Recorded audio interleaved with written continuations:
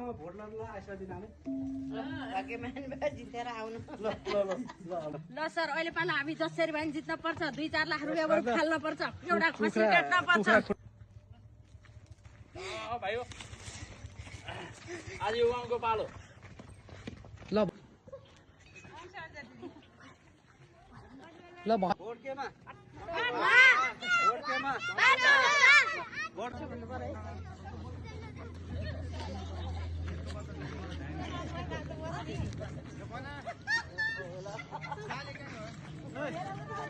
के हो यो पारे यो धन्यवाद बन्दैन यो बन्छ नि बन्न त दाइ खोइ अब यो तपाईँहरूको पारा यस्तो छ हामीसँग भएको बजेट सिद्धिहाल्यो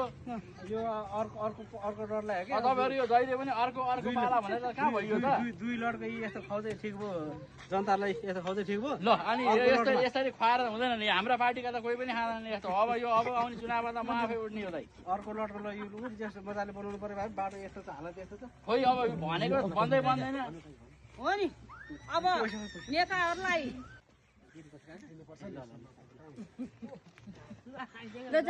ल यसरी त कहाँ भयो त यो ल